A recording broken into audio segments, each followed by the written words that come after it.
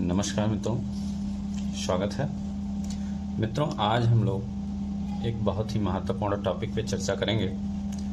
Topic ये है कि मेष लग्न की कुंडली अगर है और पंच महापुरुष योग होते हैं जो कि राजयोग की श्रेणी में आते हैं। पंच महापुरुष योग के अंतर्गत रुचक योग। अगर हम पंच महापुरुष योग की बात करें मेष लग्न की कुंडली में, तो अगर पहले भाव में स्वग्रही मंगल, तो मेष राशि में जिसका स्वामी मंगल होता है स्वग्रही होने पर रुचक योग का निर्माण करता है। अगर फोर्थ हाउस में चतुर्थ भाव में कर्क राशि होती है, तो चतुर्थ भाव में जब कर्क राशि होती है जिसका स्वामी चंद्रमा होता है, इस भाव में बृहस्पति जो है उच्च स्थान में होने से हंस योग नामक महापुरुष योग बनाते हैं। अगर हम सातवें भाव में आए तो सप्तम भाव में तुला राशि होती है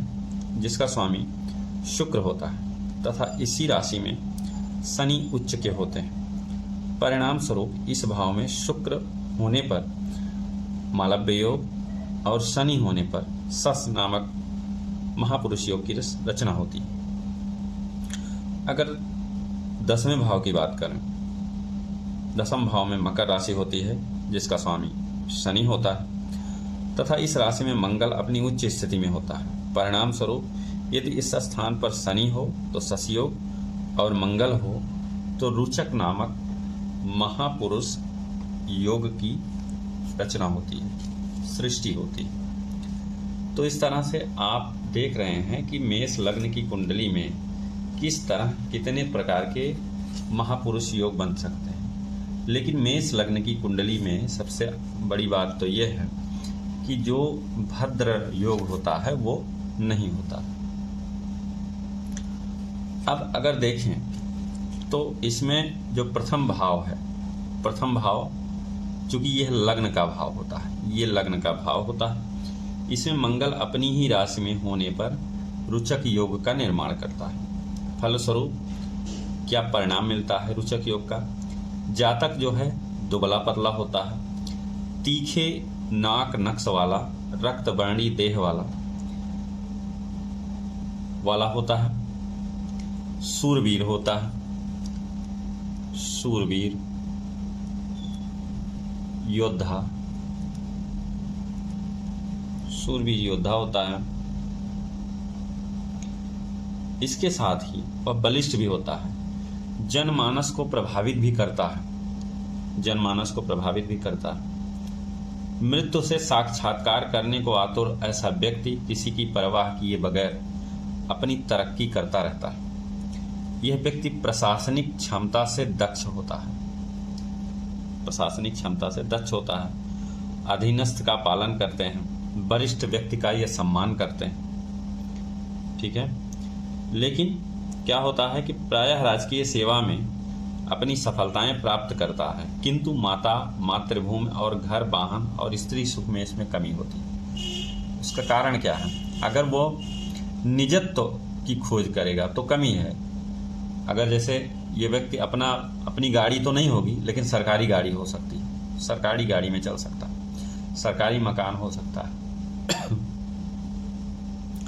तो इस तरह से ये जो स्थिति बनती है रुचक योग की, रुचक योग में अगर हम देखें तो कई सारी स्थितियां बनती हैं। यदि मंगल के साथ, यदि प्रथम भाव में मंगल के साथ पंचमेश यानी कि सूर्य हो जाए, मंगल के साथ अगर सूर्य हो जाए तो क्या स्थिति बनेगी?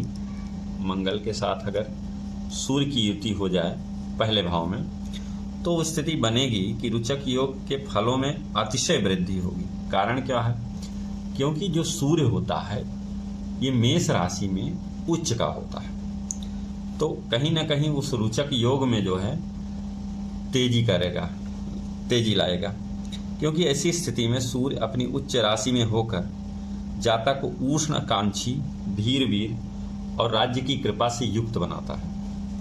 अर्थात ऐसा जातक उच्च स्तरीय कलाकार अथवा राज्य या राष्ट्र स्तरीय संस्थान से जुड़कर जो है राज्य या राष्ट्रीय स्तरीय संस्थान से जुड़कर उच्च पदों पर रहता है, यहाँ के जो है प्रमुख हो जाएं, ठीक है, यश मान धन और कीर्ति करता है। अगर इसी भाव में मंगल के साथ चंद्रमा आ जाए, मंगल के साथ चंद्रमा अगर आ जाए तो क्या होगा? मंगल के साथ चंद्रमा की युति हो जाए अगर फर्स्ट हाउस में, तो स्थिति ये बनेगी कि चतुर्थेश चंद्रमा की युति अथवा दृष्टि हो तो जातक विशेषकर स्त्रियों की ओर से अतिशय लाभान्वित होता है, स्त्रियों की ओर से अतिशय लाभान्वित होता है, ठीक है। स्त्रैण प्रकृति के व्यवसाय अथवा सामाजिक पद को प्राप्त कर अल्पाधिकार भोगता है। माता मातृभूमि से दूरी नहीं होती तथा श्रेष्ठ घर, वाहन और भौतिक अवसर को भोगता है। लेकिन अगर मंगल के साथ किसकी युति हो? बुध की युति हो जाए, मंगल और बुध एक साथ हो जाएं तो क्या स्थिति बनेगी? तो स्थिति बनेगी, ये व्यक्ति तर्कशास्त्री भी हो सकता है, झगड़ालू प्रवृत्ति का हो सकता है, अपने त्वरित निर्णय क्षमता, भाइयों एवं पराक्रम के सहयोग से शत्रु पक्ष को परास्त कर उच्च स्थान प्राप्त करता है। शत्रुओं से ही धन लाभ भी होता है, किंतु चर्म रोग आदि का शिकार भी होता है। मतलब मंगल बुध की जो युति होती है उससे चर्म रोग का भी स्थिति बनती है। तो इस ऐसी स्थिति में रुचक योग पूर्णतः फलीभूत नहीं होता है, उसका जीवन जो है रोग और शत्रुओं से निपटने में ही बीत जाता है। अगर मंगल के साथ गुरु की युति हो जाए, इस भाव में, प्रथम भाव में मंगल के साथ गुरु की युति हो जाए तो क्या स्थिति बनेगी?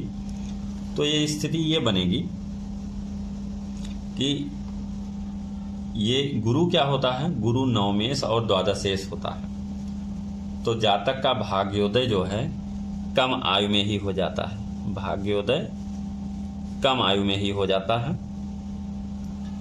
और जन्म स्थान से दूर होता है, जन्म स्थान से दूर होता है, जन्म स्थान से दूर हो जाता है। वह अपने जीवन में खूब विदेश यात्राएं करता है, विदेश यात्राएं करेगा, विदेश यात्राएं करेगा, प्रशासनिक अधिकार भी भोगेगा, किसी विशिष्ट गुण के कारण ख्याति, पद, प्रतिष्ठा, सम्मान और अस्थायी ख्याति प्राप्त करेगा। धार्मिक और आध्यात्मिक सेवा क्षेत्र में भी उसकी अग्रणी भूमिका होगी। उसे परिश्रम की अधिकता एवं अशांति भी भोगनी पड़ती है। अगर मंगल के साथ शुक्र की स्थिति बन जाए तो क्या होगा? मंगल के साथ शुक्र की स्थिति अगर बनी तो शुक्र जो है द्वितीय से एवं सप्तमेश शुक्र हो तो उसका भाग्योदय विवाह के पश्चात होता है। ऐसे व्यक्ति का भाग्योदय विवाह के पश्चात, विवाह के पश्चात होता है। विवाह के पश्चात उसे खूब धन लाभ भी मिलता है, धन लाभ भी मिलता है विवाह से या विवाह के पश्चात धन लाभ भी मिलेगा। उसकी क्या स्थिति होती है? वह चारित्रिक रूप से दुर्बल होता है, लेकिन फिर भी अखंड लक्ष्मी और उत्तम कुटुंब का सुख भोगते हुए सम्मान प्राप्त करता है। उसकी प्रगति और ऐश्वर्य जो होती है आश्चर्यजनक रूप से वृद्धि करती है। लेकिन अगर मंगल के साथ शनि हो जाए तो क्या स्थिति बनेगी? मंगल और शनि की युति अगर हो तो क्या स्थिति बनेगी? मंगल के साथ शनि, शनि का क्या होता है? कार्येश होता है और आर्येश होता है।